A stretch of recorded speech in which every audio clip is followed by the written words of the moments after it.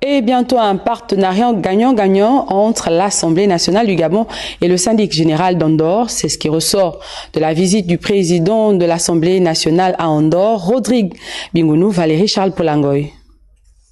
À la tête d'une importante délégation composée de députés et du premier conseiller d'ambassade du Gabon en France, le président de l'Assemblée nationale de transition, l'honorable Jean-François Ndongou, a effectué une visite officielle à Andorre, principauté située entre la France et l'Espagne, sur invitation du syndic général. Une visite de travail qui a permis au président Ndongou et ses hôtes d'aborder plusieurs sujets d'intérêt commun, jetant ainsi les bases d'une collaboration entre le syndic et l'Assemblée nationale du Gabon.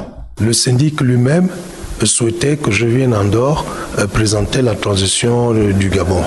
Et à cette occasion, nous avons envoyé, un mois après, un projet de mémorandum d'entente entre nos deux parlements.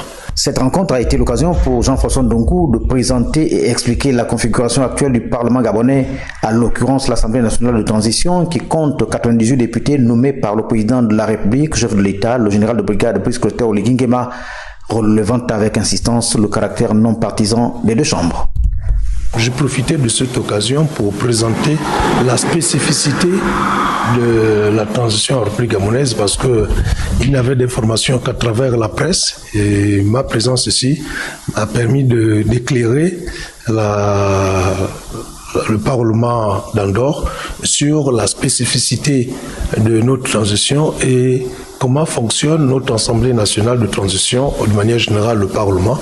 Et je pense avoir eu une attention tout à fait particulière quant à cette présentation parce qu'ils m'ont rappelé également qu'eux aussi ils ont connu des situations assez particulières, notamment la rédaction de leur constitution en 1993 et qui est différente de celle qu'ils avaient avant cette date. Donc nous repartons satisfaits. Dans le souci de matérialiser cette coopération dynamique et agissante, le président de l'Assemblée nationale de transition et son homologue ont envisagé la possibilité de signer un mémorandum d'entente entre les deux institutions.